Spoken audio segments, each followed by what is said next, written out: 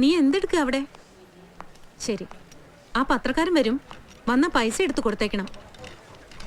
കനി ഇവിടെ വയലിൻ ക്ലാസ്സിന് പോണില്ലേ അവള്? പോകാൻ റെഡിയാവാൻ തുടങ്ങിയിട്ട് മണിക്കൂർ ഒന്നായി. അവളുടെ ഒരു കാര്യം. വേറൊന്നുമില്ലല്ലോ, ഇവിടെ തിരക്കാ. Okay okay mummy. ഞാൻ റെഡിയാണ്. എപ്പോഴും എന്നെ പറ്റിയുള്ള കുറ്റങ്ങൾ മാത്രം മമ്മിയോട് പറഞ്ഞു കൊടുത്തേക്കണം. ഇയാളൊരു പെർഫെക്റ്റ് ലേഡി. ഞാൻ പോവാ. ഇന്നും വയലിന്റെ സ്ട്രിങ് പൊട്ടിച്ചോണ്ട് വന്നോണം. മമ്മിയുടെ കിട്ടും. കുറ്റങ്ങൾ മാത്രം കണ്ടുപിടിക്കല്ലേ. ഒരുപാട് നല്ല കാര്യങ്ങൾ ഞാൻ ഇവിടെ ചെയ്യുന്നുണ്ട്. അതുകൂടി ഒന്ന് ശ്രദ്ധിച്ചേക്കണം.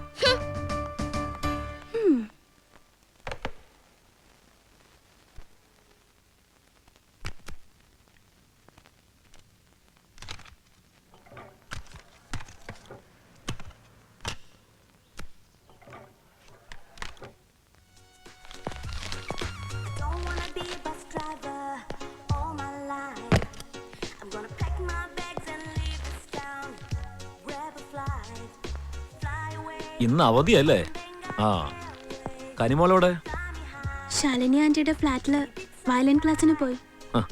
പപ്പ ഒരു ദിവസം നേരത്തെ അങ്ങ് പോന്നു. ഒരു സർപ്രൈസ് ആയിക്കോട്ടെ എന്ന് കരുതി മമ്മിയെ പോലും വിളിച്ചു പറഞ്ഞില്ല. മോളെന്താ ഡള്ളായിരിക്കുന്നേ? പപ്പ അന്ന് കൊണ്ടുവന്ന ഡ്രസ്സ് മോക്ക് ഇഷ്ടായില്ലല്ലേ? പോട്ടെ, ഇതെന്തായാലും മോക്ക് ഇഷ്ടാവും. ദാ നോക്ക്.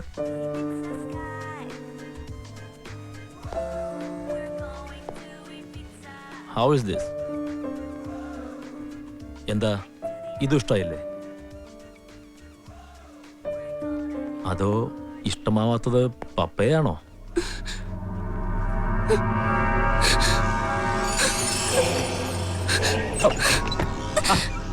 എന്താ മോളെ ഇത്?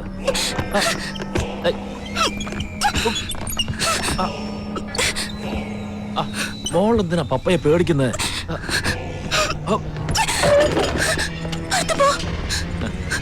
ദേഷ്യപ്പെടില്ലേ മോളെ? പപ്പയുടെ നല്ല കുട്ടിയല്ലേ, ബഹളം വെക്കില്ലേ?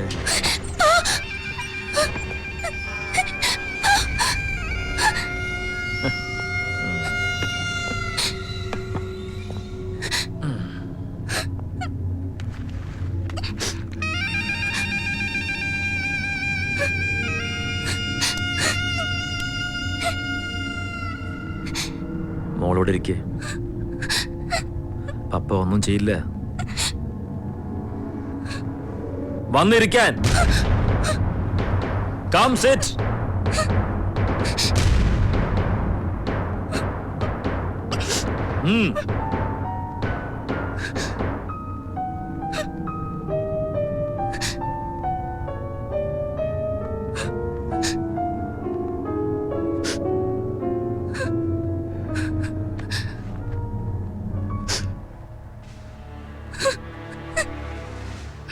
മോള് പിന്നെയും പേടിച്ചു അല്ലേ?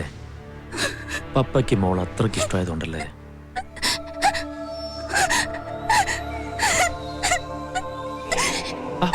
കരയല്ലേ? എന്തിനാ മോള് കരയുന്നേ? പപ്പ ഒന്നും പറഞ്ഞില്ലല്ലോ. Come on come on.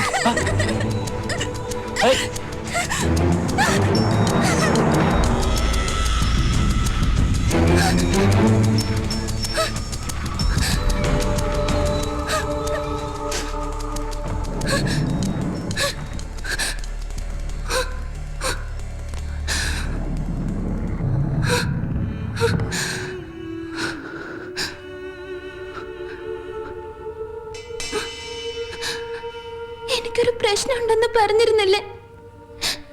അതെന്താണ്? കുറച്ചു നാളായിട്ട് അയാൾ ഇങ്ങനെയാ. വൃത്തികെട്ട മനുഷ്യൻ. അയാൾ എന്റെ പപ്പയല്ല. എന്റെ ഡാഡി മരിച്ചുപോയി 7 കൊല്ലം മുമ്പ് ഒരു ആക്സിഡന്റില്. ഗോവയില് ടൂറിന് പോയതാ. ഡാഡിയും മമ്മിയും ഞാനും കനിയും കൂടെ അയാളും അയാളുടെ വൈഫും കുട്ടിയും ഉണ്ടായിരുന്നു. അയാളുടെ ഡാഡിയുടെ കസിനാ. തിരിച്ചു വരുമ്പോഴായിരുന്നു ആക്സിഡന്റ്. ഡാഡിയും അയാളുടെ വൈഫും കുട്ടിയും മരിച്ചു. മമ്മിക്കും അയാൾക്കും കുറെ പരുക്കുണ്ടായിരുന്നു. എനിക്കും കനിക്കും ചെറിയ പോറല് മാത്രം. ആ ഷോക്കിൽ നിന്ന് ലോൺലിനെസ്സിൽ നിന്നും രക്ഷപ്പെടാനാ മമ്മി ഷോപ്പ് തുടങ്ങിയത്. അയാളും മെന്റലി തകർന്ന് ഡ്രങ്കഡായി. അപ്പോ റിലേറ്റീവ്സ് എല്ലാരും മമ്മിയെ നിർബന്ധിച്ചു. ഡാഡിയുടെ കസിൻ അല്ലേ, ഫ്രണ്ട് അല്ലേ, അയാളെ മാരി ചെയ്യാൻ. അന്നൊക്കെ എനിക്ക് വലിയ ഇഷ്ടമായിരുന്നു അയാളെ. പക്ഷേ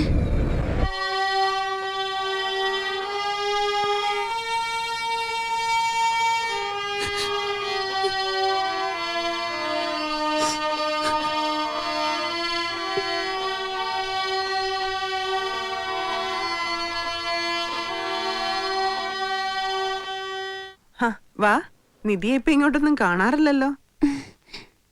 ഇരിക്ക്. ഇല്ല, ഞാൻ അവിടെ ഇരുന്ന് ബോറടിച്ചപ്പോ നന്നായി പ്ലേ ചെയ്തോണ്ടിരുന്ന ഇയാള് വെറുതെ നിർത്തി അല്ലേ? അത് പിന്നെ മടി.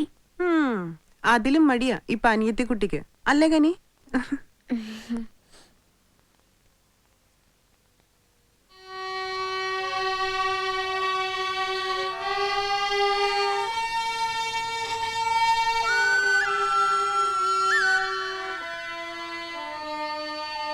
ആദ്യമൊക്കെ വലിയ സ്നേഹമായിരുന്നു അയാൾക്ക്.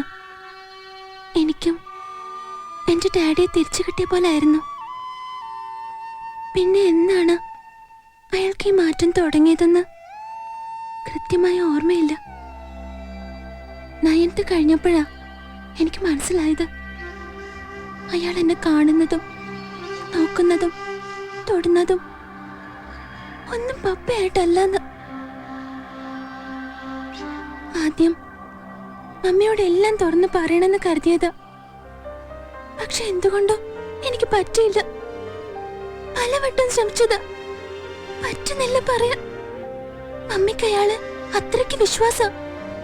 എന്റെ ഡാഡിയെ പോലെ തന്നെ അയാൾ ഒത്തിരി നല്ലതെന്ന മമ്മി എല്ലാരോടും പറയാ. അല്ലാന്ന് മമ്മി അറിയുമ്പോ എന്തായിരിക്കും മമ്മിയുടെ അവസ്ഥ?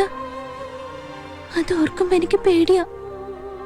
ചിലപ്പോ മമ്മി ആകെ തകർന്നു പോയെന്ന് വരും. മമ്മിയുടെ ലൈഫ് തന്നെ പോവും. ഇല്ല, എനിക്ക് പറയാൻ കഴിയില്ല മമ്മിയോട്. പക്ഷെ പറയാതിരുന്ന എത്ര കാലം എനിക്ക് പിടിച്ചു നിൽക്കാൻ പറ്റും? പിന്നെ പിന്നെ കനി വളരല്ലേ.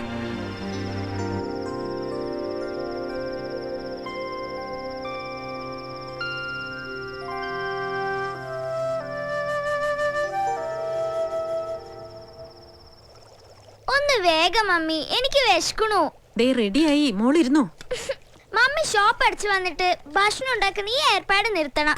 മനുഷ്യൻ ഇവിടെ വിശന്ന് ചാവും. രണ്ടുപേർക്കും ഉണ്ടാക്കി കഴിക്കായിരുന്നല്ലോ. സാധനങ്ങളൊക്കെ ഇവിടെ ഉണ്ട്. അതെങ്ങനെയാ? ഒരു മടിച്ചല്ലേ കൂടിയുള്ളത്.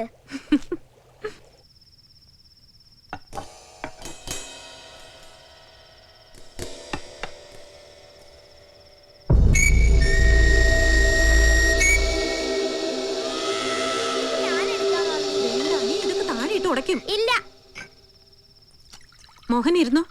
വിശന്നു അല്ലേ? ഏയ്, നിധി എവിടെ? ചേച്ചി ഫുഡ് റെഡി.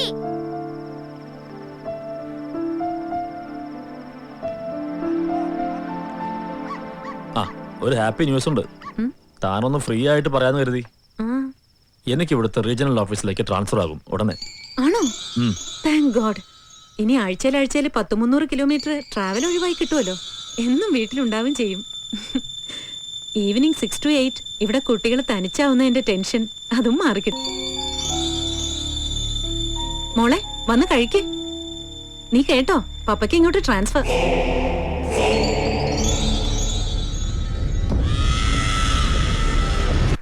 ഇതാ പറയണത്, വിവരമുള്ളവർ പറയുമ്പോ അനുസരിക്കണമെന്ന്. വല്ല കാര്യം ഉണ്ടായിരുന്നു അവിടെ പോയി നിൽക്കാൻ. ഇപ്പൊ ചമ്മീപ്പ സമാനമല്ലോ. പോട്ടെ പോട്ടെ, ഇനിയൊന്നും പറഞ്ഞിട്ട് കാര്യമില്ല മോനെ.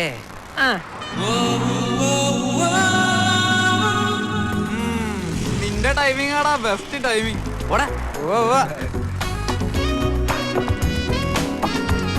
നോക്കിയും കണ്ടൊക്കെ ചവിട്ടോട്ടാ, അല്ലേ നാട്ടുകാരെ കിട്ടും. ഓടാ വെള്ളപ്പന്നി. ചുമ്മാ എന്താ മൂഡ് ഓഫ് ആയിരിക്കുന്നേ?